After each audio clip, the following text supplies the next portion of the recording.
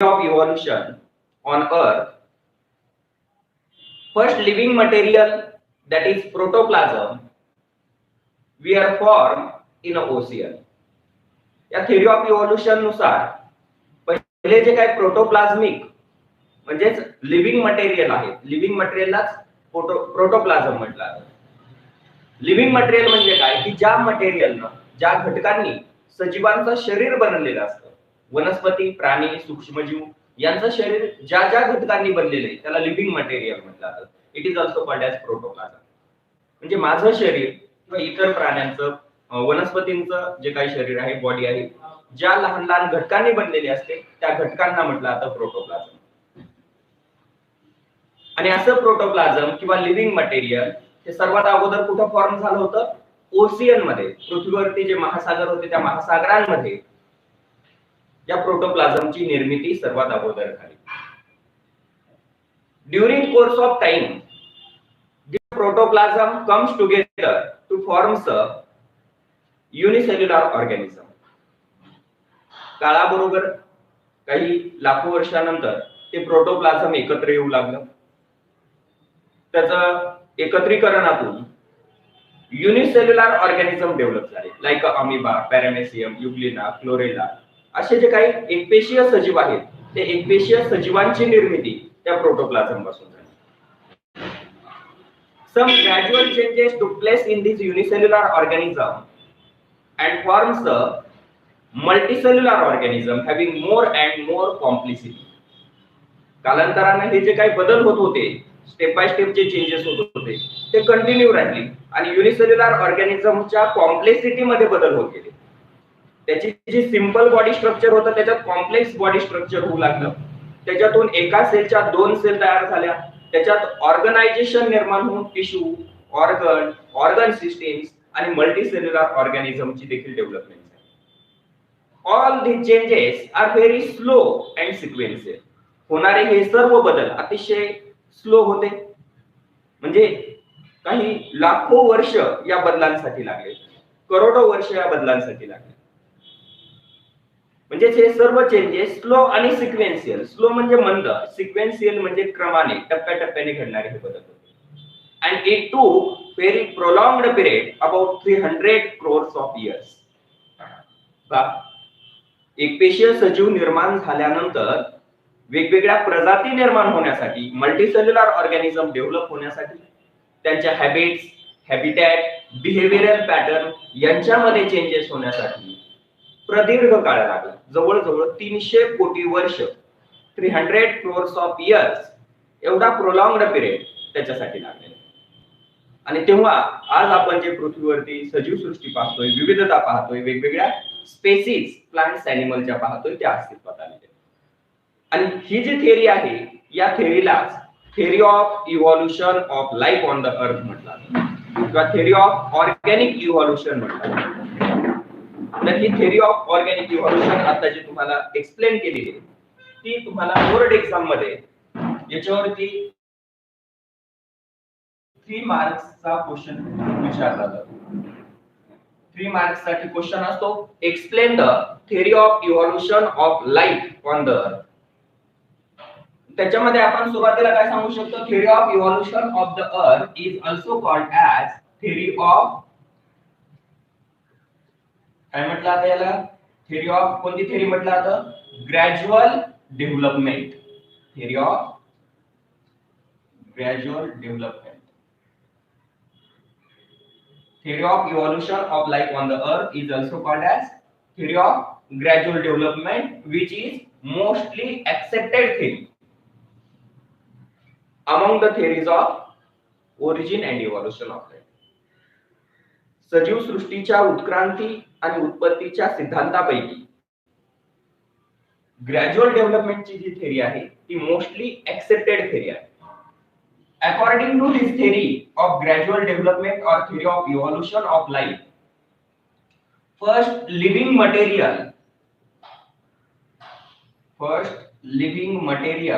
that is protoplasm. First living material or protoplasm firstly found in, कुठे आढळलं हे प्रोटोप्लाझम किंवा living material? Ocean on the अर्थ, पृथ्वीवरती जे महासागर होते त्या महासागरांमध्ये लिव्हिंग मटेरियल तयार झालं, प्रोटोप्लाझम तयार झालं. From these protoplasm, unicellular organisms are developed. Simple unicellular organisms are developed from this protoplasm in ocean.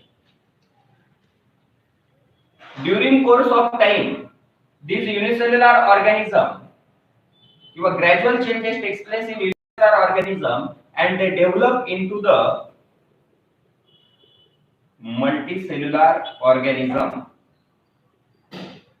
having more complexity, अधिक गुंतागुंत असणारे, स्ट्रक्चर मध्ये अधिक गुंतागुंत असणारे मल्टीसेल्युलर ऑर्गॅनिझम, मोर कॉम्प्लेक्सिटी असणारे मल्टीसेल्युलर ऑर्गॅनिझम हे कोणापासून डेव्हलप झाले?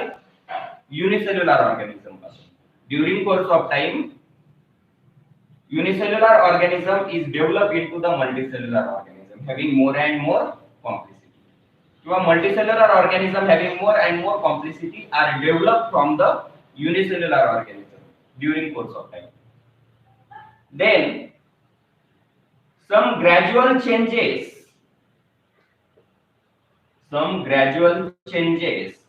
takes place in the multicellular organism.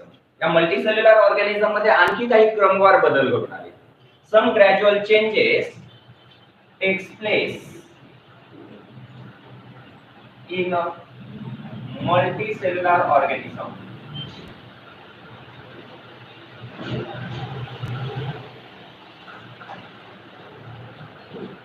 कशामध्ये? In their habits, then habitat. Habits त्यांच्या सवयी, म्हणजे समजा काही ऑर्गॅनिक ऑटोट्रोप्स आहेत, प्रोड्युसर्स आहेत, काही कंझ्युमर्स आहेत, काही सॅप्रोट्रोप्स आहेत, काही डिकम्पोजर्स आहेत, या त्यांच्या हॅबिट्स झाल्या. त्या हॅबिट्स नुसार हॅबिटॅट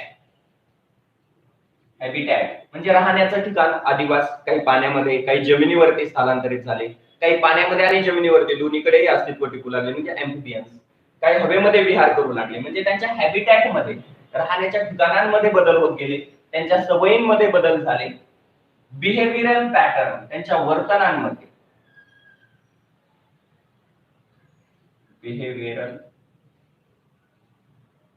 पॅटर्न, त्यांचं जे वर्तन आहे त्या वर्तनांमध्ये देखील बदल झाले, एक्सेट्रा इत्यादीमध्ये त्यांच्या चेंजेस, ग्रॅज्युअल चेंजेस घडून आले.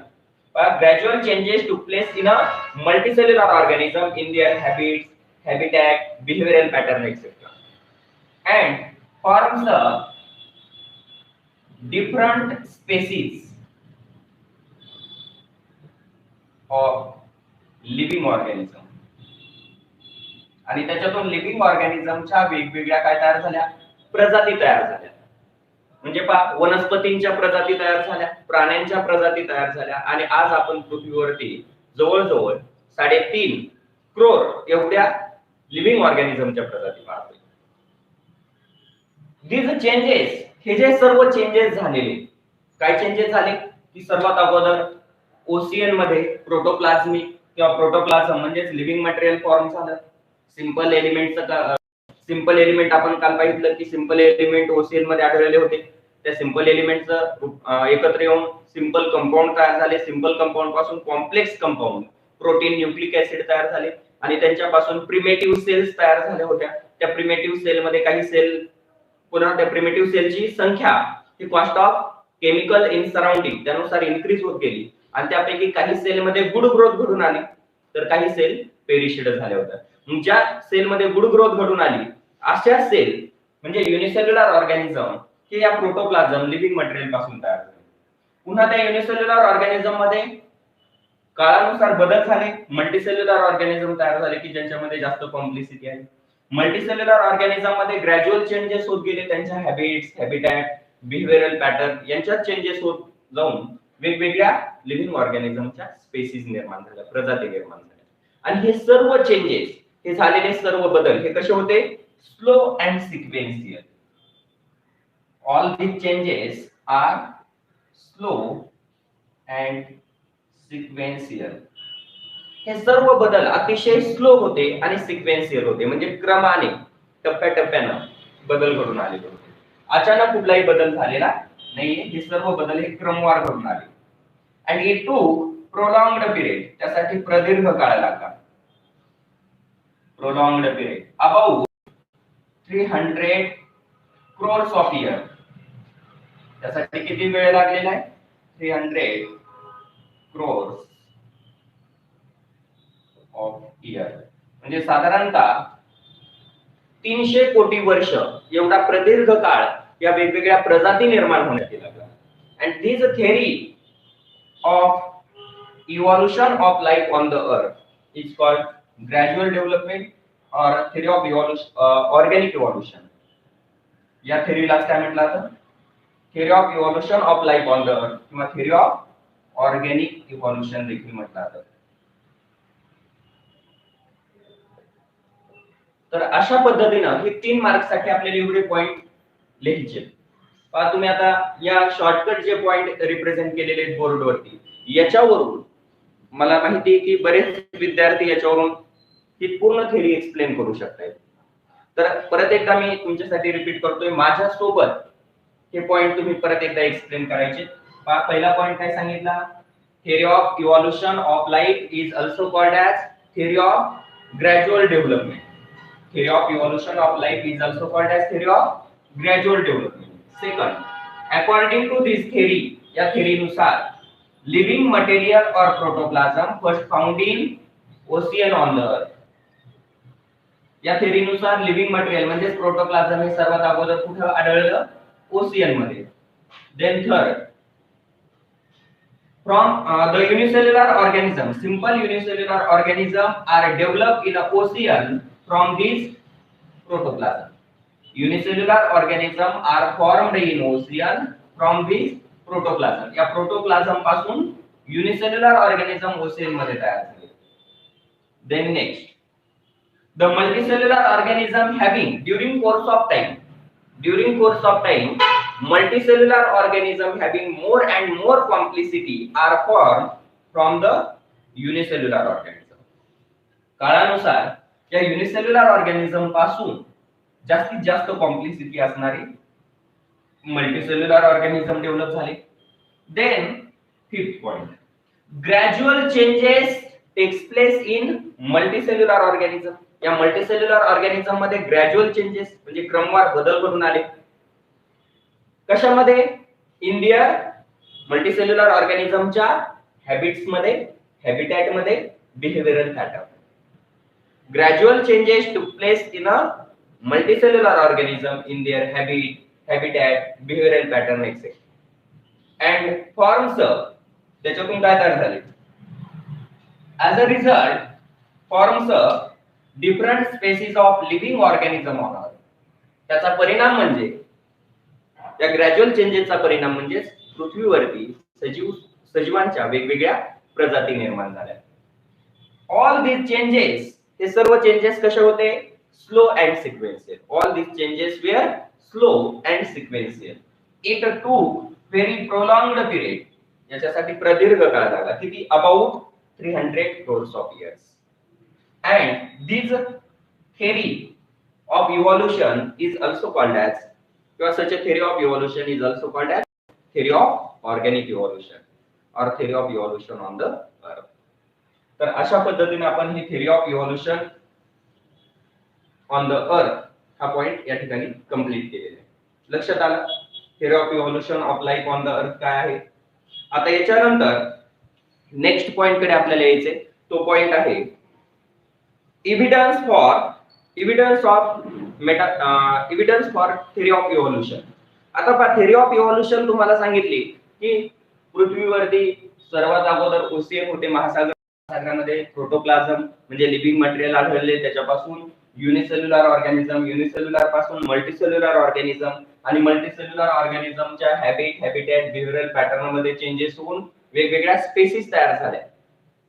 ही जी थेअरी सांगितलेली आहे याचे एव्हिडन्स काय, कशावरून, काय पुरावे आहेत की ज्या पुराव्याच्या सहाय्याने आपण हे सिद्ध करू शकतो की याच क्रमाने सजीवांची उत्क्रांती झालेली, याच क्रमाने सजीवांची उत्पत्ती झालेली, याचे पुरावे काय, याचे एव्हिडन्स काय. तर ते एव्हिडन्स देखील सायंटिस्टनं शोधून काढलेले.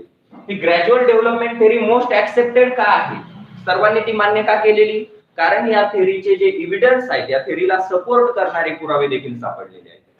मग ते एव्हिडन्स कोणते, ते पुरावे कोणते आहेत? जसं कोर्टामध्ये आपल्याला एखादी जर बाजू मांडून धरायची असेल, सिद्ध करायची असेल, तर त्यासाठी कशाची गरज लागते? पुराव्यांची, एव्हिडन्स लागतात, पुरावे लागतात.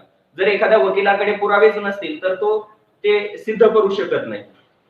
त्याला जे काही तिथं कोर्टामध्ये सिद्ध करायचे ते सिद्ध करू शकत नाही, किंवा इतर लोक जज जे आहेत ते त्याच्यावर विश्वास ठेवणार नाही. विश्वास ठेवण्यासाठी कशाची गरज असते? पुराव्यांची. तसं थेअरी ऑफ ग्रॅज्युअल डेव्हलपमेंट ज्यावेळी सायंटिस्टनं जगासमोर मांडली, त्यावेळी फक्त थेअरी सांगून उपयोग नव्हता, कारण आपल्या धर्मग्रंथांमध्ये सुद्धा सजीव सृष्टीच्या उत्क्रांतीचे बरेच वर्णन केलेले आहे. जसं की पृथ्वीची निर्मिती ब्रह्मदेवानं केली, त्याच्यानंतर त्याच्या संरक्षणाची जी जिम्मेदारी होती ते महादेवांकडे दिली, आणि ते चालवण्याची जिम्मेदारी विष्णूकडे दिली, असं आपल्या पुराणांमध्ये सांगितलं जातं. मग ते त्याला एव्हिडन्स आहेत का? त्याचे भक्कम पुरावे आहेत का? नाहीये. फक्त ह्या काय आहेत? कथा आहेत. याला पुरावे नाहीत, एव्हिडन्स नाहीत, आणि त्यामुळे आपण ते मान्य करू शकत नाही. आपण त्याच्यावरती फक्त विश्वास ठेवतोय, परंतु ते आपण कॉन्फिडेंटली मान्य करू शकत नाहीये. तसंच थेअरी ऑफ ग्रॅज्युअल डेव्हलपमेंट ज्यावेळी सांगितली, त्या काळच्या लोकांना ते एक कथा सांगितल्यासारखं वाटू लागलं, आणि तेव्हा शास्त्रज्ञांच्या असं लक्षात आलं की लोक याच्यावरती विश्वास असे ठेवणार नाहीत. म्हणून याचे काय असले पाहिजे? या थेअरीला सपोर्ट करणारे, हीच थेअरी खरी आहे हे सपोर्ट करणारे एव्हिडन्स देखील असले पाहिजे, पुरावे असले पाहिजे. आणि त्याच्यानंतर शास्त्रज्ञांनी वेगवेगळे एव्हिडन्स देखील या ग्रॅज्युअल डेव्हलपमेंट थेअरीचे किंवा थेअरी ऑफ इव्हॉल्युशनचे शोधून काढले. मग ते एव्हिडन्स काय आहेत? ते एव्हिडन्स आपल्याला पण माहिती असले पाहिजे. म्हणून आता नेक्स्ट पॉइंट आहे evidence for theory of evolution. Theory of इव्हॉल्युशनचे एव्हिडन्स पाहू.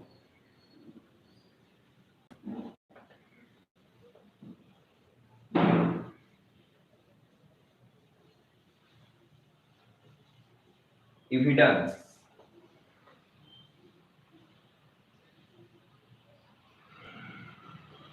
फॉर इव्हॉल्युशन, उत्क्रांतीचे पुरावे किंवा थेअरी ऑफ इव्हॉल्युशनचे एव्हिडन्स.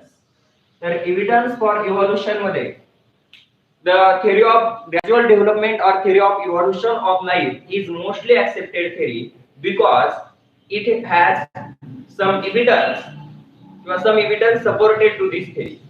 या थेअरीला सपोर्ट करणारे काही एव्हिडन्स देखील सापडले असल्यामुळे थेअरी ऑफ ग्रॅज्युअल डेव्हलपमेंट जी आहे किंवा theory of evolution of life जी आहे ती मोस्टली ऍक्सेप्टेड थेअरी. मग या थेअरीला सपोर्ट करणारे एव्हिडन्स कोणकोणते आहेत ते पहा. Which are the evidence which support theory of evolution of life? असाही क्वेश्चन आपल्याला 2 मार्क साठी येतो. एव्हिडन्स फॉर ऑर्गॅनिक इव्हॉल्युशन किंवा evidence for theory of evolution of life. तर त्याच्यामधला पहिला एव्हिडन्स आहे मेटाबॉलिक एव्हिडन्स. Metabolic evidence. दुसरा एव्हिडन्स आहे morphological evidence. Morphological evidence. Metabolic evidence, morphological evidence, anatomical evidence. Anatomical evidence. आता पहा आपल्या बुक मध्ये हा पहिला एव्हिडन्स दिलेला नाहीये. आपल्या बुक मध्ये पहिला एव्हिडन्स मॉर्फोलॉजिकल एव्हिडन्स दिलेला आहे, परंतु त्याच्या अगोदरचाही एक एव्हिडन्स आहे या पॉइंट मध्ये, पण तो आपल्या पुस्तकात दिलेला नाही. तरी पण मी तुम्हाला तो सांगतोय, माहिती असला पाहिजे म्हणून. दुसरा आहे मॉर्फोलॉजिकल एव्हिडन्स, तिसरा आहे एनाटॉमिकल एव्हिडन्स. एनाटॉमिकल एव्हिडन्स नंतर चौथा एव्हिडन्स आहे पॅलेंटॉलॉजिकल एव्हिडन्स.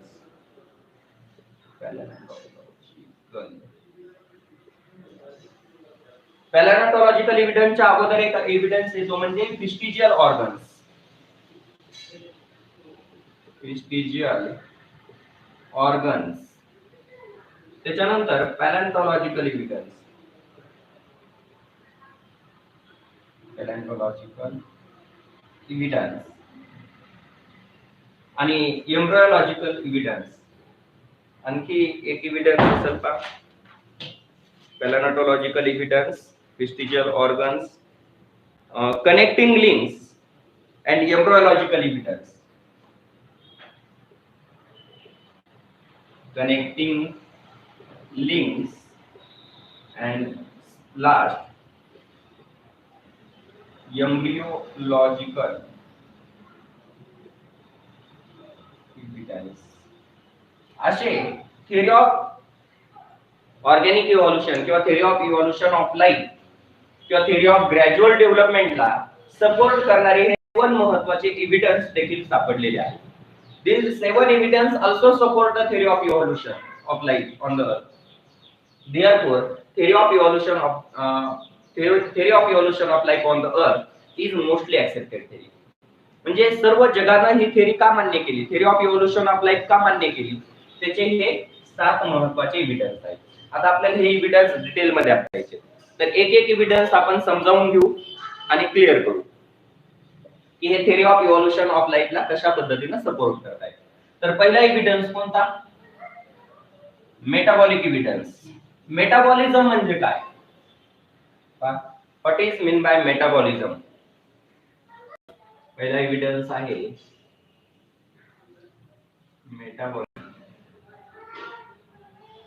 एव्हिडन्स.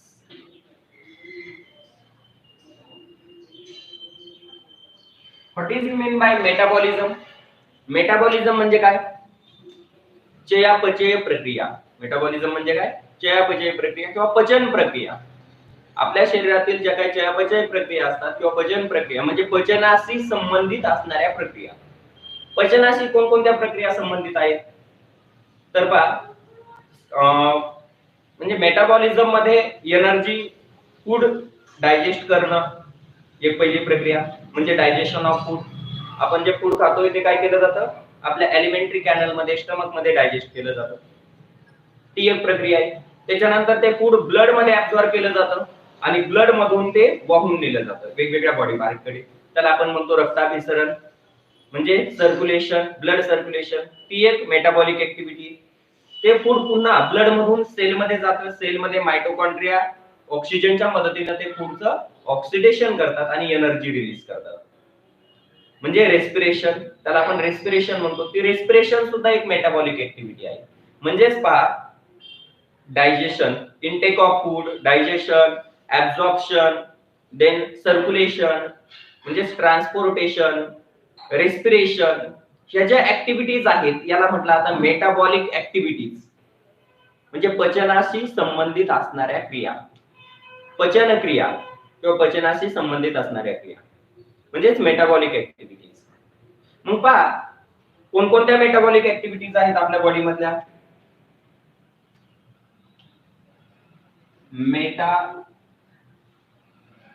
मेटाबॉलिक ऍक्टिव्हिटीज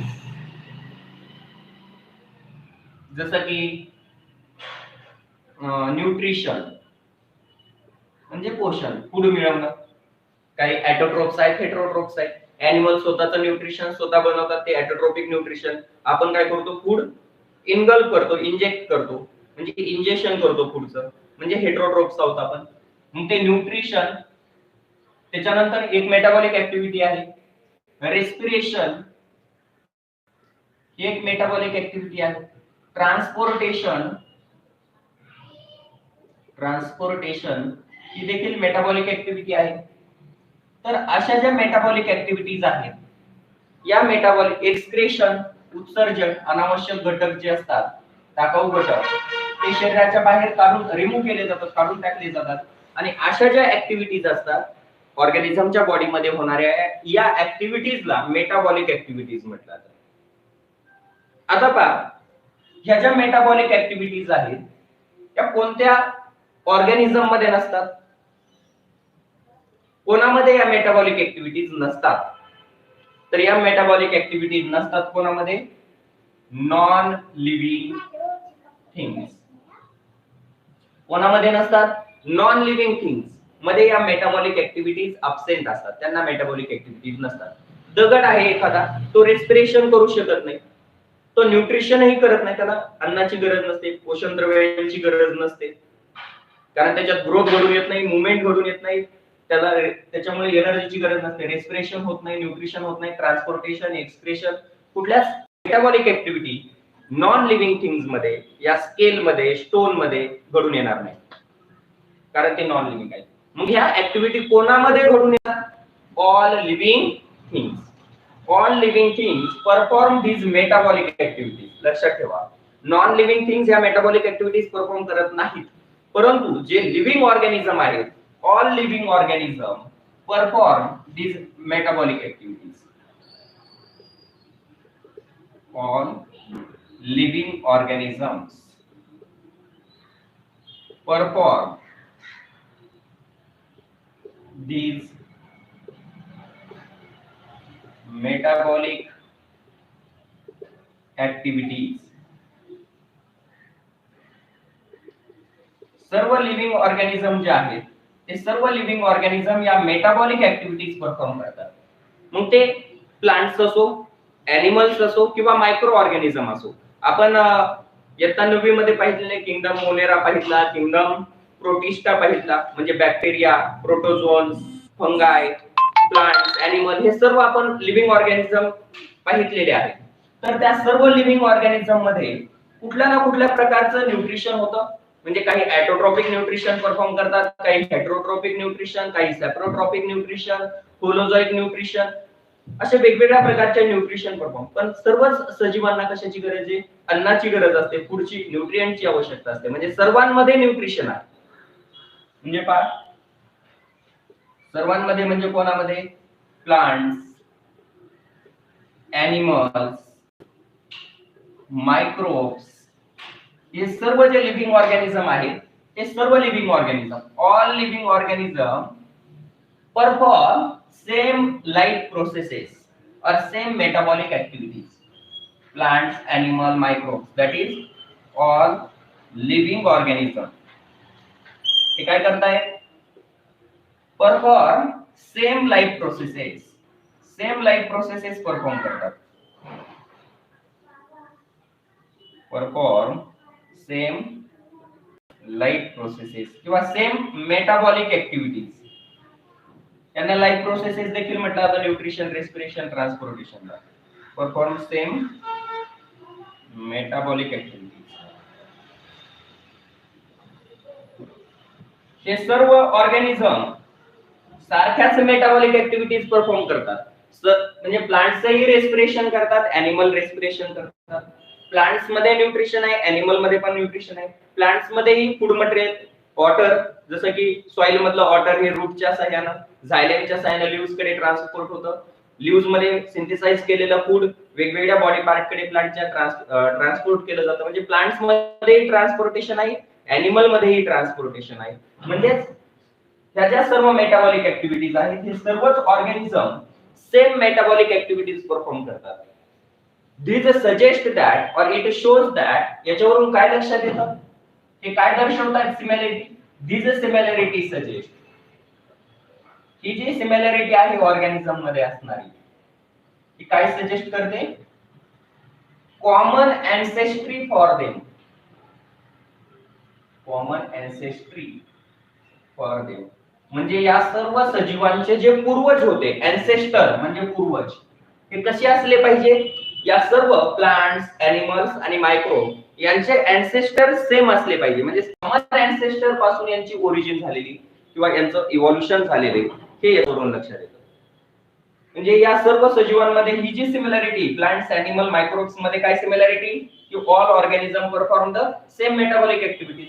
हे प्लांट्स, एनिमल, सर्व living organism same metabolic activities perform करतायत. म्हणजेच त्यांचे अँसेस्टर कसे असले पाहिजे? कॉमन अँसेस्टर पासून ते इव्हॉल्व झालेले असले पाहिजे. म्हणजे जसं पृथ्वीच्या वातावरणात बदल होत गेले त्यानुसार त्या सजीवांनी त्यांच्यामध्ये चेंजेस केले, त्यांच्या स्ट्रक्चर मध्ये, त्यांच्या बॉडी डिझाइन मध्ये, त्यांच्या हॅबिट्स, हॅबिटॅट मध्ये चेंजेस केले. परंतु त्यांच्या ज्या मेटाबॉलिक ऍक्टिव्हिटी होत्या त्या आजही आहे तशाच कॉमन आहेत. हा एव्हिडन्स आहे मेटाबॉलिक ऍक्टिव्हिटीचा की सजीव एकाच पूर्वजापासून, हे सर्व प्रजाती लिव्हिंग ऑर्गॅनिझम एकाच प्रकारच्या अँसेस्टर पासून डेव्हलप झालेले आहेत. हा पहिला एव्हिडन्स आता तुमच्या लक्षात आलेला असेल. फर्स्ट एव्हिडन्स, मेटाबॉलिक एव्हिडन्स आपल्या बुक मध्ये नाहीये, परंतु सीबीएसईच्या बुक मध्ये असल्यामुळे मी तुम्हाला दिलेले आहे. पहा काय सांगितलं पहिल्या पॉइंट मध्ये, metabolic activities like nutrition, respiration, the activities like nutrition, respiration, transportation, excretion are called as metabolic activities. आपल्या शरीरातील पोषण, शोषण आणि अभिसरण, उत्सर्जन अशा ज्या क्रिया आहेत, या ज्या ऍक्टिव्हिटीज आहेत त्यांना मेटाबॉलिक ऍक्टिव्हिटीज म्हटलं जातं. All living organism perform these metabolic activities. सर्व लिव्हिंग ऑर्गॅनिझम या मेटाबॉलिक ऍक्टिव्हिटीज परफॉर्म करतात, जसं की plants, animals, microbes, all living organism, and they perform same metabolic activities. या सर्वांमध्ये असणाऱ्या मेटाबॉलिक ऍक्टिव्हिटीज देखील सारख्याच आहेत. and therefore there is a similarity. ही जी लिव्हिंग ऑर्गॅनिझम मध्ये सिमिलॅरिटी आहे, ती सिमिलॅरिटी काय सजेस्ट करते? Common ancestor border. या सर्व सजीवांचे अँसेस्टर कॉमन असले पाहिजे असं दर्शवतं. तर हा पहिला एव्हिडन्स मेटाबॉलिक एव्हिडन्स. याच्यामध्ये महत्त्वाचे हे 3-4 पॉइंट लक्षात ठेवायचे. आता याच्यानंतर सेकंड एव्हिडन्स कडे जायचे आपल्याला, तो आहे मॉर्फोलॉजिकल एव्हिडन्स. पहिला एव्हिडन्स लक्षात आला की मेटाबॉलिक ऍक्टिव्हिटीज कोणकोणत्या आहेत. लिव्हिंग ऑर्गॅनिझम हे सर्व मेटाबॉलिक ऍक्टिव्हिटीज परफॉर्म करत असतात, आपणही परफॉर्म करतोय. आणि प्लांट्स, एनिमल, मायक्रोब्स असे जे वेगवेगळे ऑर्गॅनिझम आहेत, वेगवेगळ्या स्पेसीज आहेत, हे सर्व लिव्हिंग ऑर्गॅनिझम देखील या सेम लाईफ प्रोसेसेस परफॉर्म करत असतात त्यांच्या लाईफ टाइम मध्ये. आणि ही जी सिमिलॅरिटी आहे ती त्यांचे कॉमन अँसेस्ट्री दर्शवते. म्हणजे या सर्व सजीवांचे अँसेस्टर, पूर्वज हे कॉमन असले पाहिजे किंवा सारखेच असले पाहिजे हे सजेस्ट करते. आता याच्यानंतरचा जो सेकंड एव्हिडन्स आहे तो आहे morphological evidence. Second evidence morphological evidence.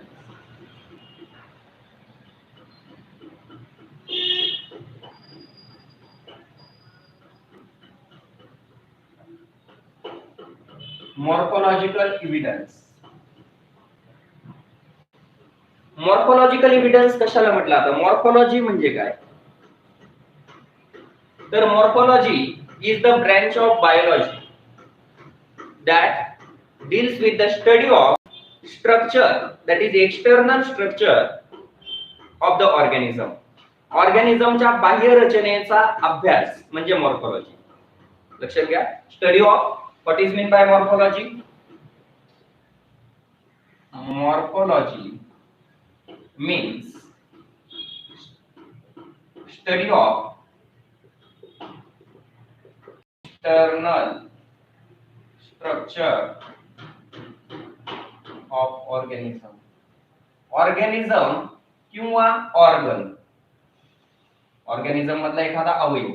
जसं की मॉर्फोलॉजी ऑफ किडनी म्हणजे किडनीच्या बाह्य रचनेचा अभ्यास. मॉर्फोलॉजी ऑफ हार्ट हृदयाच्या बाह्य रचनेचा अभ्यास. मॉर्फोलॉजी ऑफ प्लांट वनस्पतीची बाह्य रचनेचा अभ्यास. मॉर्फोलॉजी ऑफ ह्यूमन मानवी शरीराच्या बाह्य रचनेचा अभ्यास. म्हणजे एक्सटर्नली जे काही फीचर्स आपल्याला दिसतात त्याचा स्टडी म्हणजे मॉर्फोलॉजी. आणि दुसरी एक ब्रँच आहे बायोलॉजीची. बायोलॉजीच्या स्टडी मध्ये आणखी एक ब्रँच आपल्याला आढळते, ती आहे हिस्टॉलॉजी. दुसरी ब्रँच कोणती आहे? मॉर्फोलॉजी आणि दुसरी आहे histology. Histology is also called as anatomy. हिस्टॉलॉजीलाच काय म्हटलं आता आणखी? Anatomy. Anatomy. Histology is also called as anatomy. That is the study of. याच्यामध्ये कशाचा अभ्यास केला जातो? The branch of biology which deals with the study of internal structure of organism. जर सजीवाच्या शरीराच्या अंतर्गत भागांचा अभ्यास केला जात असेल, इंटरनल स्ट्रक्चरचा जर स्टडी केला जात असेल, तर त्याला म्हटलं जातं इंटरनल स्ट्रक्चर ऑफ ऑर्गॅनिझम किंवा त्यांचे ऑर्गनच्या इंटरनल स्ट्रक्चरचा स्टडी म्हणजे असतो एनाटॉमी. जसं की एनाटॉमी ऑफ हार्ट म्हणजे हृदयाच्या आतमधल्या भागांचा. हृदयाच्या आतमध्ये 4 कप्पे आहेत, त्याच्यात वेगवेगळे फायबर्स आहेत किंवा नोड्स आहेत की जे कॉन्ट्रॅक्शन रिलॅक्सेशन करणाऱ्या मसल्स, कार्डियक मसल्स आहेत. याचा स्टडी म्हणजे काय असतो? हिस्टॉलॉजी किंवा त्याची एनाटॉमी असते. आपल्या ह्युमन बॉडीची अॅनाटॉमी म्हणजे काय की आपल्या शरीराच्या आतमध्ये काय काय आहे, आतमधल्या भागाच्या आहे म्हणजे अंतर्गत रचनेचा अभ्यास. बाह्य रचनेचा अभ्यास म्हणजे मॉर्फोलॉजी, सोपं लक्षात ठेवा. बाह्य रचनेचा अभ्यास म्हणजे मॉर्फोलॉजी आणि अंतर्गत इंटरनल स्ट्रक्चरचा स्टडी म्हणजे हिस्टॉलॉजी किंवा अॅनाटॉमी. मग बाह्य रचना मॉर्फोलॉजी म्हणजे बाह्य रचना शास्त्र, तसं हे आंतर रचना शास्त्र आहे. बाहेरच्या भागाचा अभ्यास, अंतर्गत भागांचा अभ्यास. तर हे मॉर्फोलॉजी आणि अॅनाटॉमी तुमच्या लक्षात यावं म्हणून हे मीनिंग सांगितलेले. हे काय बुक मध्ये डेफिनेशन नाहीये, पण तुम्हाला माहिती असलं पाहिजे. इथं आपण मॉर्फोलॉजिकल एव्हिडन्स म्हणतोय, मग मॉर्फोलॉजी काय आहे ते माहिती असलं पाहिजे. अॅनाटॉमिकल एव्हिडन्स देखील याच्यानंतरचा थर्ड पाहणार आहे, मग त्यावेळी अॅनाटॉमी काय असते हे पण माहिती असलं पाहिजे. अॅनाटॉमी म्हणजे काय, study of internal organs of organism किंवा internal structure of organism and study of external structure of organism is called as morphology. तर हे anatomy, morphology किंवा histology लक्षात ठेवा. आता याच्यानंतर मॉर्फोलॉजिकल एव्हिडन्स मध्ये पहिला पॉइंट की मॉर्फोलॉजी कशाला म्हटलं तर study of external structures of organism is called morphology. ऑर्गॅनिझमच्या एक्सटर्नल स्ट्रक्चरचा जो स्टडी केला जातो, ऑर्गॅनिझमच्या एक्सटर्नल स्ट्रक्चरच्या स्टडीला मॉर्फोलॉजी म्हटलं जातं. आता प्लांट्स आणि एनिमलची जर मॉर्फोलॉजी आपण पाहिली, इन केस ऑफ एनिमल कुठलेही वेगवेगळे प्राणी घ्या, जसं की fox, tiger, man, monkey, then elephant, आणखी कॅट, काऊ, डॉग, अशा वेगवेगळे अॅनिमल घेतले आपण. या अॅनिमल मध्ये काय सिमिलॅरिटी सर्वांमध्ये, या सर्व अॅनिमल मध्ये सिमिलॅरिटी काय आहे तर पहा, सर्व अॅनिमल मध्ये एक सिमिलॅरिटी महत्त्वाची आपल्याला आढळते. एक्सटर्नल स्ट्रक्चर मध्ये, बाह्य रचना. आपण बाहेरून जर हे सर्व अॅनिमलचे चेहरे लक्षात घ्या, फॉक्स त्याचा चेहरा डोळ्यासमोर आणा, tiger, man, monkey, elephant, cat, cow आणि डॉग यांच्यात काय सिमिलर आढळतंय तुम्हाला पहा. या सर्व अॅनिमलला काय आहेत, सेन्सरी ऑर्गन कॉमन आहे. ज्ञानेंद्रिये, सेन्सरी ऑर्गन्स म्हणजे काय, ज्ञानेंद्रिये. सर्वांना काय आहेत, डोळे आहेत आणि ते त्यांच्या हेड रिजन मध्ये सेम पोझिशन आहे. डोळ्यांची पोझिशन पहा, नाकाच्या अपोजिट साइडला, राईट आणि लेफ्ट साइडला प्रत्येकाला. फॉक्स पाहितला त्याला 2 डोळे आहेत, टायगर 2 डोळे आहेत, मॅन 2 डोळे आहेत, monkey, elephant, cat, cow, dog यांच्या आईज मध्ये आणि आईजच्या पोझिशन मध्ये सिमिलॅरिटी आहे. त्याच्यानंतर नोज, प्रत्येक प्राण्याचं जे नाकाची पोझिशन आहे ते कुठे आहे, बिटवीन द 2 आईज, लोअर साइडला. 2 आईजच्या लोअर साइडला मधोमध नाकाची पोझिशन आहे. प्रत्येकाला काय आहे, कान आहेत. हत्तीचे मोठे आहेत, इतर प्राण्यांचे छोटे. त्याच्यात एक्सटर्नल स्ट्रक्चर मध्ये थोडा डिफरन्स आहे, परंतु प्रत्येकाला कानाची जी पोझिशन आहे जवळजवळ सेम आहे. म्हणजेच इयर्स, आईज, नोज, इयर. त्याच्यानंतर हिअर ऑन स्किन, प्रत्येक प्राण्यांच्या त्वचेवरती जवळजवळ काय आहेत, थिक हिअर आहेत, दाट केस आहेत या सर्व प्राण्यांच्या त्वचेवरती. मग हे जे काही एक्सटर्नल स्ट्रक्चर मध्ये सर्व प्राण्यांमध्ये आपल्याला ही सिमिलॅरिटी आढळते. That is this similarity among the all animals. सर्व प्राण्यांमध्ये हे सारखेपण आहे, सिमिलॅरिटी आहे, and this similarity suggests the common ancestry for these animals. He similarity काय रिप्रेझेंट करते, सजेस्ट करते की या प्राण्यांचे अँसेस्टर्स, पूर्वज, या सर्व प्राण्यांचे पूर्वज हे एकच असले पाहिजे आणि एकाच प्रकारच्या प्राण्यापासून हे वेगवेगळे प्राणी डेव्हलप झालेले असायला पाहिजे. त्याच्यामुळे त्यांच्यामध्ये हे सारखेपण आहे किंवा सिमिलॅरिटी आहे. म्हणजे मॉर्फोलॉजिकल एव्हिडन्स हा आहे की बाह्य रचना जर आपण प्रत्येक प्राण्यांची पाहिली तर त्या प्राण्यांच्या बाह्य रचनेमध्ये, एक्सटर्नल स्ट्रक्चर मध्ये आपल्याला सिमिलॅरिटी आढळते. जसं की ॲनिमल्स मध्ये सेन्सरी ऑर्गन, त्यांची पोझिशन आणि त्यांचे फंक्शन्स यांच्यामध्ये सिमिलॅरिटी आहे. तसं आपण जर प्लांट्स पाहितले वेगवेगळे, जसं की मँगो ट्री, नीम, बबूल, हे जर आपण वेगवेगळे ट्रीज पाहितले तर यांच्यामध्ये काय सिमिलॅरिटी आढळते? प्लांट्स मध्ये काय सिमिलॅरिटी आहे की सर्व प्लांट्सला काय आहे? रूट्स आहेत. बरोबर आहे. सर्व प्लांट्सला काय आहे? रूट्स आहेत. त्याच्यानंतर सर्व प्लांट्सला काय आहे? स्टेम, खोड आहे. सर्व वनस्पतींना खोड आहे, रूट्स आहेत अँड लीव्स, पान आहे. काहींना फुलं फळं येत असतील नसतील तो भाग आपण 9वी मध्ये अभ्यासलेला आहे, तो जास्त महत्त्वाचा नाही. पण हे 3 पार्ट तर सर्व प्लांट मध्ये कसे कॉमन. त्याच्यानंतर जर लीफ आपण पाहिजे तर लीफच्या पेटिओल्स मध्ये लीफ पेटिओल, देन त्याचा lamella, leaf lamella, then venation on leaf, वरती असणारा व्हेनेशन म्हणजे पानांवरती असणाऱ्या शिरा, म्हणजे लॅमेला म्हणजे पानाचा असा भाग. बऱ्याचशा वनस्पतींच्या पानांमध्ये ही सिमिलॅरिटी. हा लीफ पेटिओल आहे, ही त्याची रिब आहे आणि त्याच्यावरती असणारे हे व्हेनेशन आहे, लीफ व्हेनेशन. तर बऱ्याचशा वनस्पतींच्या या लीफच्या स्ट्रक्चर मध्ये सुद्धा सिमिलॅरिटी आढळते. प्रत्येक पानावरती व्हेनेशन आढळतं, प्रत्येक पानाला लॅमेला असतो, त्याला पेटिओल्स असतात. म्हणजे ही जी सिमिलॅरिटी आहे प्लांट्स मध्ये असणारी, प्लांटच्या एक्सटर्नल स्ट्रक्चर मध्ये ही जी सिमिलॅरिटी आढळते, किंवा सर्व प्लांट्सला रूट, स्टीम आणि लीव्स हे बेसिक स्ट्रक्चर्स आहेत. And this similarity suggest common ancestry for the plant. Plant साठीची कॉमन अँसेस्ट्री ते सजेस्ट करतात. म्हणजे जर आपण प्लांट्स आणि ॲनिमलच्या एक्सटर्नल स्ट्रक्चरचा म्हणजेच मॉर्फोलॉजिकल जर स्टडी केला तर असं आढळतं की त्या प्लांट्स आणि ॲनिमल्स मध्ये देखील आपल्याला काही स्ट्रक्चर्स मध्ये, मॉर्फोलॉजिकल स्ट्रक्चर मध्ये सिमिलॅरिटी आढळते. And this similarity among the morphological structure suggest common ancestry for them. आणि मॉर्फोलॉजिकल स्ट्रक्चर मध्ये असणारी ही सिमिलॅरिटी त्यांच्यामधील कॉमन अँसेस्ट्री सजेस्ट करते.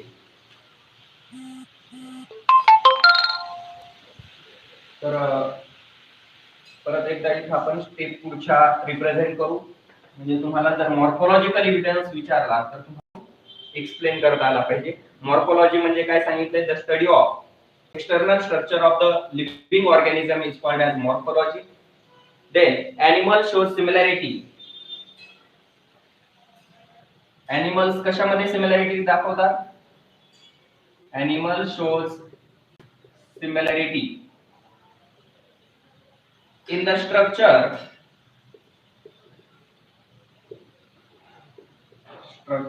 of mouth, then position of eyes, म्हणजे sensory organ, position of eyes.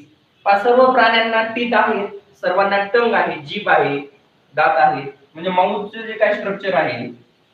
त्याच्यानंतर position of eyes, डोळ्याची स्थिती, nostrils, नॉस्ट्रिलची पोझिशन, इयर्स, कानाची पोझिशन ही कशी आहे. त्याच्यानंतर thick and dense hair on body, thick and dense hair on body, शरीरावरती दाट केस असणं. अँड पोझिशन ऑफ पिना म्हणजे इयर पिना इज सिमिलर. सर्व प्राण्यांमध्ये त्यांच्या, परत लिहिण्याची गरज नाही, सिमिलर वरती लिहिलेले आपण. Animal shows similarity in the structure of mouth, position of eyes, nostrils, ear pinna, thick and dense hair on a body. या ॲनिमलच्या एक्सटर्नल स्ट्रक्चर मध्ये आपल्याला सिमिलॅरिटी आढळते. त्याच पद्धतीनं प्लांटच्या कोणत्या एक्सटर्नल स्ट्रक्चर मध्ये सिमिलॅरिटी आढळते हे पहा. Among the plants shows, your plant shows similarity. Plant shows similarity. Plants कशात सिमिलॅरिटी दाखवतात? Plant shows similarity in shape of leaves. Shape of leaves.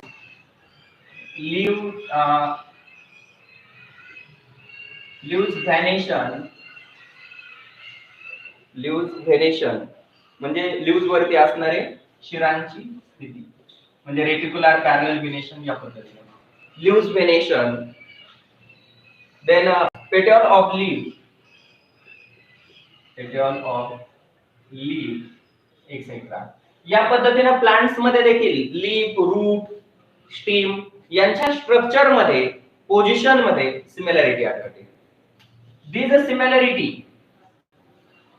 ही जी सिमिलॅरिटी आहे एनिमल्स आणि प्लांट्स मध्ये, this similarity among the plants and animals suggest this similarity in plants and animals suggest, काय suggest करते ही similarity? Common ancestry for them, त्यांचे पूर्वजांमध्ये असणारी सिमिलॅरिटी दर्शवते. म्हणजे पहा, हा सेकंड आपण एव्हिडन्स पाहिला मॉर्फोलॉजिकल एव्हिडन्स. मॉर्फोलॉजिकल एव्हिडन्स मध्ये तुम्हाला काय सांगितलं की मॉर्फोलॉजी म्हणजे काय? पहिला point, the study of the branch of biology deals with the study of external structure of organism is called as morphology. Then second, animal shows the similarity in the structure of mouth, position of eyes, nostrils, ear pinna, and thick and dense hair on the body. As well as plant shows the similarity in shape of leaves, venation, petals of the leaf, etc. That is, plant shows the similarity in their roots, stem, and leaves. And this is similarity in plants and animal. Plants मध्ये आणि animal मध्ये ही जी similarity आहे, ही काय suggest करते? Common ancestry for them. त्यांच्यामध्ये असणारी त्यांची उत्पत्ती ही एकाच प्रकारच्या, सर्व वनस्पती ज्या आहेत त्या एकाच प्रकारच्या त्यांच्या पूर्वजापासून विकसित झालेल्या आहेत, किंवा हे सर्व प्राण्यांचे जे पूर्वज आहेत ते देखील एकच असले पाहिजे, हे सजेस्ट करते.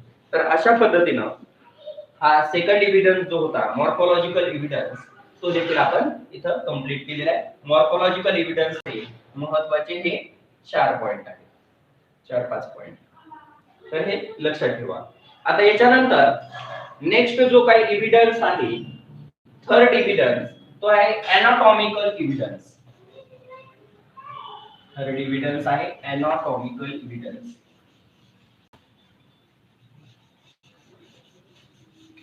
थर्ड एव्हिडन्स, एकूण 7 एव्हिडन्स आहेत, त्यातला हा तिसरा एव्हिडन्स आहे. Anatomical evidence. जसं सांगितलं मॉर्फोलॉजिकल एव्हिडन्स म्हणजे बाह्य रचनेचा पुरावा, तसं एनाटॉमिकल एव्हिडन्स म्हणजे काय? आंतररचनेचा किंवा अस्थि रचनेचा. अंतर्गत भागांमध्ये काय आहे? अस्थि आहेत. अस्थि म्हणजे हाडं, हाडांच्या रचनेचा पुरावा म्हणजेच एनाटॉमिकल एव्हिडन्स, अस्थि रचनेचा पुरावा. म्हणजे याच्यामध्ये एनाटॉमिकल एव्हिडन्स मध्ये the study of internal structure of organism. तुम्हाला सांगितलं की एनाटॉमी किंवा हिस्टोलॉजी म्हणजे काय? कशाचा study?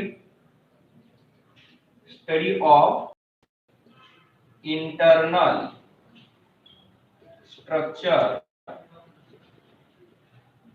Of an organism called anatomy. ऑर्गॅनिझमच्या इंटरनल स्ट्रक्चरच्या स्टडीला एनाटॉमी म्हणतात.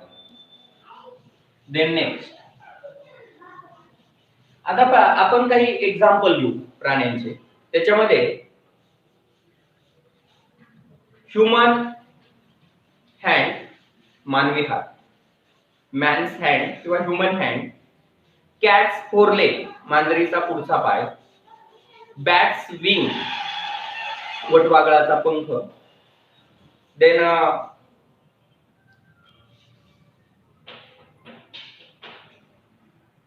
फेल्स फिन, देवमाशाचा पर. आपल्या पुस्तकामध्ये त्याच्या डायग्राम दिलेले आहेत पहा. Human hand, cats foreleg, patagium of bat. Patagium of bat म्हणजे वटवागळाचा पंख, अँड फ्लिपर ऑफ व्हेल, देवमाशाचा पर. असे 4 आपल्याला स्ट्रक्चर दिलेले. कोणकोणते? ह्यूमन हँड, मानवाचा हात. त्याच्यानंतर कॅट्स फोरलेग. फोरलेग म्हणजे मांजरीचा पुढचा पाय, 4 पायांपैकी पुढचा पाय, कॅट्स फोरलेग. त्याच्यानंतर patagium of bat. Patagium of bat. आता तुम्हाला हा पॉइंट थोड्याशा डायग्राम जे आहे त्याच्या इथं ड्रॉ करणं शक्य नाही. या डायग्राम तुम्हाला बुक मध्ये पाहावे लागतील. तुमच्या समोर जर बुक असेल तर त्या पुस्तकामध्ये पहा, एक डायग्राम दिलेली एनाटॉमिकल एव्हिडन्स मध्ये. तिथे human hand, cats foreleg, patagium of bat आणि एक flipper of whale. Flipper of whale म्हणजे देवमाशाचा पर दिलेला आहे. तर हे 4 स्ट्रक्चर आपल्याला त्या ठिकाणी दिलेले आहेत. यांच्या कशाची रचना दाखवली त्या डायग्राम मध्ये? त्यांच्या या ऑर्गनच्या बोनची रचना दाखवलेली, स्ट्रक्चर ऑफ बोन्स. त्यांच्या हाडाची रचना या 4 डायग्राम मध्ये दाखवलेली. आपण जर ते 4 ऑर्गनचे ते जर स्ट्रक्चर पाहितले तर आपल्याला त्याच्यात काहीच सिमिलर वाटत नाही. There is nothing similar. There is no similarity among them. कुठलीही सिमिलॅरिटी आपल्याला याच्यामध्ये आढळत नाही. There is no similarity among them. आपल्याला या 4 ऑर्गन मध्ये कुठली सिमिलॅरिटी का वाटत नाही? त्याचं कारण आहे they perform because they perform different function. कारण हे 4 ऑर्गन काय करतायत? वेगवेगळे फंक्शन परफॉर्म करतायत. मानवी हाताचं काम वेगळे, जसं आता मी इथं लिहिण्यासाठी वापरतो, जेवण्यासाठी, खाण्यासाठी, इतर कामांसाठी आपण हाताचा वापर करतो. कॅट फोरलेग जर तिच्या पुढच्या पायाचा उपयोग कशासाठी करते? चालण्यासाठी. कॅट वॉक, चालण्यासाठी. देन पॅटेझियम ऑफ बॅट, गोटवागळाचा पंख आपल्यासारखं लिहिणारे का? नाही. मांजरी सारखं चालणारे का त्याच्या सहाय्याने? नाही. तर तो काय करतो? फ्लाइंग साठी, हवेमध्ये फ्लाइट करण्यासाठी तो त्याचा उपयोग करतो. अँड फ्लिपर ऑफ व्हेल, देवमाशाचा पर. माशाचा जो पर असतो तो कशासाठी? स्विम इन वॉटर, पाण्यामध्ये पोहण्यासाठी. म्हणजे पहा 4 ऑर्गन मध्ये कुठली सिमिलॅरिटी आहे का? फंक्शन नुसार त्याच्यात कुठलीही सिमिलॅरिटी आपल्याला वाटत नाही, कारण ते वेगवेगळे फंक्शन परफॉर्म करतात. मानवी हाताचं काम वेगळं, मांजरीच्या पायाचं काम वेगळं, पॅटेझियम ऑफ बॅक, गोटवागळाच्या पंखाचं काम वेगळे, फंक्शन वेगळे, आणि फ्लिपर ऑफ व्हेल, देवमाशाच्या पराचंही फंक्शन वेगळे. म्हणजे 4 ऑर्गन डिफरंट फंक्शन परफॉर्म करतात. दे perform different functions and therefore there is no similarity among these organs. त्याच्यामुळे आपल्याला या 4 ऑर्गन मध्ये कुठलीही सिमिलॅरिटी वाटत नाही किंवा आढळत नाही. बट म्हणजे फंक्शन नुसार तर त्याच्यामध्ये सिमिलॅरिटी वाटत नाही, त्याच्यामुळे त्याच्या स्ट्रक्चर मध्ये सुद्धा थोडासा फरक आपल्याला दिसतो. बट इफ वी ऑब्झर्व किंवा if we study structure of their bone, structure and joints in their bones. So if we studied these organs or structure of organs minutely, if we study structure of these organs minutely, आपण जर सूक्ष्मपणे पाहते सर्व 4 डायग्रामच्या हाडाची रचना जर तुम्ही सूक्ष्मपणे पाहितली, त्यांचे joints जर पाहितले तर त्याच्यात सिमिलॅरिटी आढळते. If we study the structure of these organs minutely, we found similarity. आपल्याला तिथे सिमिलॅरिटी आढळते. We found similarity. कशात सिमिलॅरिटी आढळते? In their bone structure and joints. हाडांच्या रचनेमध्ये आणि हाडांच्या जॉइंट मध्ये. जसं की मानवी हातामध्ये हाडांचे जे जॉइंट आहेत, बोनचे जे स्ट्रक्चर आहे, तसे स्ट्रक्चर आपल्याला कॅटच्या फोरलेग मध्ये दिसत आहेत. त्याच पद्धतीचे फ्लिपर ऑफ व्हेल, त्याच पद्धतीचे पॅटेझियम ऑफ बॅक यांच्या हाडाच्या रचनेमध्ये आणि त्याच्या जॉइंट्स मध्ये आपल्याला सिमिलॅरिटी आढळते. and this similarity among the man, cat, bat and whale suggest common ancestry for them. ही जी सिमिलॅरिटी आहे ती काय सजेस्ट करते? This similarity suggests common ancestry for them. म्हणजेच कॅट, बॅट, व्हेल आणि मॅन यांचे अँसेस्टर हे कॉमन असले पाहिजे. हा अॅनाटॉमिकल एव्हिडन्स रिप्रेझेंट करतो किंवा सजेस्ट करतो. तर अशा पद्धतीने अॅनाटॉमिकल एव्हिडन्स आहे. तुम्हाला एक्झाम मध्ये डायग्राम दिलेली असते पहा. एक्झाम मध्ये तुम्हाला डायग्राम देतात. कोणती? तुम्ही जे बुक मध्ये डायग्राम पाहताय, human hand, cats foreleg, patagium of bat, flipper of whale यांच्या ज्या डायग्राम तुम्हाला बुक मध्ये दिलेले आहेत ती डायग्राम तुम्हाला दिली जाते आणि क्वेश्चन विचारला जातो, explain the evidence shown in figure. Explain the evidence of evolution shown in figure. Figure मध्ये दाखवलेला एव्हिडन्स ऑफ इव्होल्यूशन एक्सप्लेन करा. तर मग फिगर मध्ये जो काही एव्हिडन्स दिलेला आहे तो कोणता आहे? Anatomical evidence. मग तुम्हाला पहिलं वाक्य लिहावं लागेल, the evidence shown in figure is a anatomical evidence. त्याच्यानंतर पुढचा पॉइंट काय येईल? The study of internal structure of the organism. The study of internal structure of organism is called as anatomy. If we see the human hand, cat's foreleg, patagium of bat and flipper of whale, there is nothing similarity, but there is no similarity among them. या सर्व organs मध्ये कुठलीही similarity आपल्याला आढळत नाही. का? Because they perform different function. कारण त्या चारही ऑर्गनचे फंक्शन कसे आहेत? वेगवेगळे आहेत. त्याच्यामुळे आपल्याला त्याच्यात सिमिलर असं काही वाटत नाही.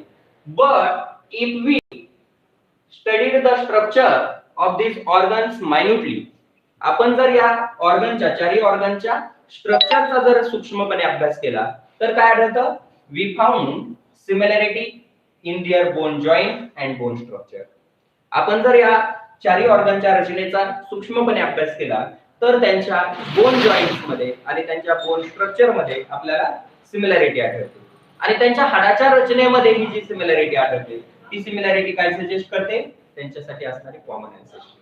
म्हणजे कॅट, बॅट, व्हेल आणि मॅन या चारही ऑर्गॅनिझमचे जे अँसेस्टर आहेत ते कॉमन आहेत. म्हणजे कॉमन अँसेस्टर पासून एकाच प्रकारच्या सजीवापासून हे चार ऑर्गॅनिझम डेव्हलप झालेले हे सजेस्ट करते. तर अशा पद्धतीनं हा अॅनाटॉमिकल एव्हिडन्स देखील आपण इथं कंप्लीट केलेला आहे. तर अॅनाटॉमिकल एव्हिडन्स मध्ये हे महत्त्वाचे 4-5 पॉइंट लक्षात ठेवायचे. त्या डायग्रामचे हे 4-5 पॉइंट एक्सप्लेनेशन केले.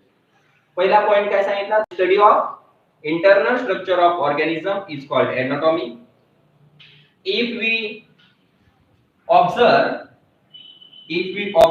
human hand, cat's foreleg, patagium of bat and flipper of whale, there is no similarity among these organs.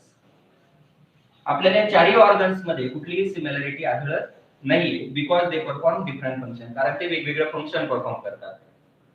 परंतु but if we study the structure of these organ minutely, we found the similarity among their bone structure and bone joints. आपण जर हे organ मायन्युटली सूक्ष्मपणे जर study केले तर आपल्याला त्याच्या bone structure मध्ये, बोन जॉइंट मध्ये सिमिलॅरिटी आढळते. अँड दिस सिमिलॅरिटी सजेस्ट, आणि ती जी सिमिलॅरिटी हाडाच्या रचनेमध्ये आढळते, त्यांच्या जॉइंट मध्ये आढळते, ती त्यांच्यासाठी असणारी कॉमन अँसेस्ट्री सजेस्ट करते. तर अशा पद्धतीनं हा अॅनाटॉमिकल एव्हिडन्स, थर्ड एव्हिडन्स इथं कंप्लीट झाला. याच्यानंतरचा जो पार्ट आहे इथं एक महत्त्वाचा पॉइंट आहे जो आपल्या बुक मध्ये दिलेला नाही, परंतु तो माहिती असला पाहिजे आपल्याला. तेवढा पॉइंट आपण 1-2 मिनिटात कंप्लीट करू आणि बाकीचा पार्ट उद्याच्या लेक्चर मध्ये करू. तर इथं लक्षात घ्या, इथं महत्त्वाचे 2 ऑर्गन आहेत. ह्युमन बॉडी मध्ये 2 प्रकारचे ऑर्गन किंवा ॲनिमल्स मध्ये 2 प्रकारचे ऑर्गन्स असतात. एक असतात होमोलॉगस ऑर्गन, होमोलॉगस ऑर्गन, आणि दुसरे असतात analogous organ. Analogous organ, homologous organ आणि एनालॉगस ऑर्गन असे 2 प्रकारचे ऑर्गन हे ॲनिमलच्या बॉडी मध्ये असतात. होमोलॉगस ऑर्गन कोणाला म्हणतात? Which organ is called as homologous organ? कोणत्या ऑर्गनला होमोलॉगस म्हटलं जातं आणि कोणत्या ऑर्गनला एनालॉगस म्हटलं जातं ते पहा. आता आपण जर एक्झाम्पल घेतलं होतं human hand, cats foreleg, patagium of bat आणि फ्लिपर ऑफ व्हेल, हे चार ऑर्गनचं स्ट्रक्चर कसं आहे, डिफरंट आहे, सॉरी फंक्शन डिफरंट आहे. मानवी हाताचं काम वेगळं, मांजरीच्या पायाचं फंक्शन वेगळं चालण्यासाठी, बोटवागळ्याच्या पंखाचं काम जे आहे पॅटेझियम ऑफ बॅट फ्लाइंग करण्यासाठी आणि फ्लिपर ऑफ व्हेल देवमाशाचा पर स्विमिंग साठी. म्हणजे सर्वांचं फंक्शन डिफरंट आहे परंतु त्यांच्या हाडाची रचना म्हणजे त्यांचं स्ट्रक्चर कसं आहे, similar. The organs which have similar structure but they develop to perform different function. The organs which have similar structure, ज्या ऑर्गनचे स्ट्रक्चर मध्ये सिमिलॅरिटी असते, स्ट्रक्चर सिमिलर असतात परंतु ते वेगवेगळे फंक्शन परफॉर्म करण्यासाठी डेव्हलप झालेले असतात, अशा ऑर्गन्सला म्हटलं जातं homologous organs. What is the homologous organ? Definition काय होमोलॉगस ऑर्गनची? The organs which have similar structure but develop to perform different function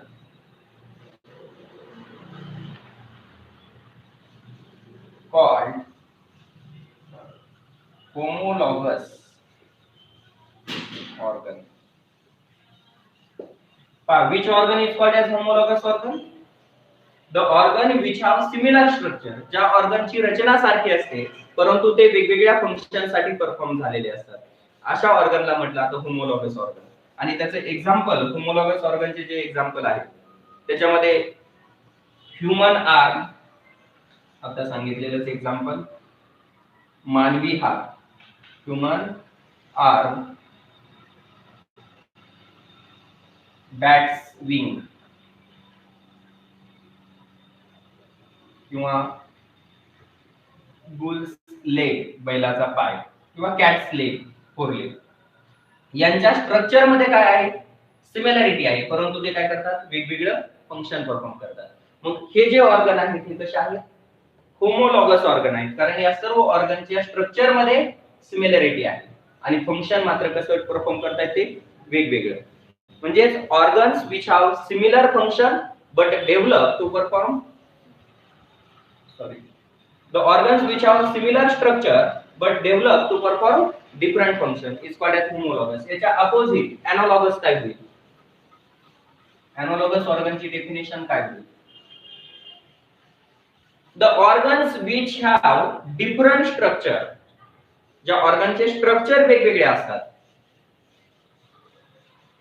the organs which have different structures but develop to perform, कशासाठी develop झालेले असतात, develop to perform same function, develop to perform same function are called analogous organ. Analogous organ. Example analogous organ चा पहा. Example, eyes of arthropods and eyes of mammals. आपल्या डोळ्याची रचना आणि कीटक जे असतात, आर्थ्रोपोड्स म्हणजे कीटक, नाकतोडा, मुंगी किंवा इतर जे कीटक आहेत त्यांच्या डोळ्याची रचना, आईची जे काय स्ट्रक्चर आहे ते वेगवेगळे आहे. म्हणजे स्ट्रक्चर मध्ये डिफरन्स आहे परंतु फंक्शन दोन्हीचं काय, सराउंडिंगच्या वस्तू पाहणं. म्हणजे इतर पक्षी, कीटक हे देखील काय करतात, सभोवतालच्या वस्तू पाहतात. आणि मॅमल्स म्हणजे ह्युमन्स, आपण देखील काय करतो, डोळ्याचा उपयोग. म्हणजे फंक्शन डोळ्याचं, त्यांच्या आपल्या डोळ्याचं फंक्शन सेम आहे परंतु स्ट्रक्चर मात्र डिफरंट आहे. Eyes of arthropods and eyes of mammals. Eyes of arthropods and eyes of mammals. Mammals मध्ये सर्व सस्तन प्राणी आले, ज्याच्यामध्ये ह्युमन पण येत आहेत. तर आपल्या मानवी डोळ्याची रचना म्हणजे मॅमलच्या आईचं स्ट्रक्चर आणि कीटक जे असतात नाकतोड्यासारखे त्यांच्या डोळ्याची रचना यांच्यामध्ये फरक आहे. आपली डोळ्याची जशी रचना आहे तशी त्यांची नाहीये. आईच्या स्ट्रक्चर मध्ये डिफरन्स आहे, परंतु दोन्हीचं फंक्शन मात्र कसं आहे, same. Organs having different structure but develop to perform same function called as analogous organ. दुसरे example, wings of house fly. आपल्या घरामध्ये जी हाऊस फ्लाय असते तिचे पंख, अँड विंग्स ऑफ बर्ड, पक्ष्यांचे पंख. दोन्हीची रचना सारखी का? पक्षाचे पंख फिदर्स पासून, पिसांपासून तयार झालेले असतात, तर हाऊस फ्लाय जे असते त्याला पिसं नसतात, फिदर्स नसतात. म्हणजे दोन्हीच्या स्ट्रक्चर मध्ये डिफरन्स आहे, परंतु फंक्शन काय आहे? हाऊस फ्लाय कशासाठी वापरते ते पंख? हवेमध्ये फ्लाईट करण्यासाठी, आणि पक्षी सुद्धा फ्लाइंगसाठी. म्हणजे फंक्शन सेम परंतु स्ट्रक्चर डिफरंट. दुसरे example, wings of house fly and wings of birds. या दोन्हीच्या स्ट्रक्चर मध्ये काय आहे? डिफरन्स आहे. स्ट्रक्चर डिफरंट आहे, function same. Different structure same function, different structure same function, analogous organ. Same structure different function, homologous. एकमेकांच्या opposite आहेत. आपल्याला यातला डिफरन्स देखील एक्झाम मध्ये कधी कधी विचारला जाऊ शकतो. तर होमोलॉगस ऑर्गन, एनालॉगस ऑर्गन, इथं स्ट्रक्चर सिमिलर आहे. Similar structure and develop to perform different function. Similar structure different function असेल होमोलॉगस, आणि डिफरंट स्ट्रक्चर आणि सेम फंक्शन असेल तर एनालॉगस. तर त्याचे एक्झाम्पल पण एक एक लक्षात ठेवा. याच्यानंतर इथं आज आपण थांबतोय. आपण आजच्या लेक्चर मध्ये theory of evolution of life काय आहे, theory of evolution of life on the अर्थ म्हणजे थिअरी ऑफ ग्रॅज्युअल डेव्हलपमेंट पाहिली. त्याच्यानंतर या थिअरी ऑफ ग्रॅज्युअल डेव्हलपमेंटचे एकूण एव्हिडन्स कोणते आहेत ते पाहिलं, आणि त्या एव्हिडन्स पैकी 3 एव्हिडन्स आपण कंप्लीट केले. मेटाबॉलिक एव्हिडन्स, त्याच्यानंतर मॉर्फोलॉजिकल एव्हिडन्स आणि एनाटॉमिकल एव्हिडन्स. इथपर्यंतचा पार्ट आज आपण कंप्लीट केलेला आहे. 7 एव्हिडन्स पैकी 3 एव्हिडन्स कंप्लीट केले. राहिलेले 4 एव्हिडन्स उद्याच्या लेक्चर मध्ये पूर्ण होतील, आणि त्याच्यानंतर 1-2 पॉइंट पुढे राहत आहे ते कंटिन्यू राहतील. तर आज आपण इथं थांबतोय. ओके, धन्यवाद. सर्वांनी हे पॉइंट जे आहेत ते व्यवस्थित समजून घेतलेले असतील. जर काही अडचण आली तर परत रिपीट करून पहा, आणि याच्या ज्या नोट्स आहेत त्या आज तुम्हाला व्हॉट्सअप वरती पाठवल्या जातील. त्या नोट्स रेग्युलरली लिहून घ्यायच्या.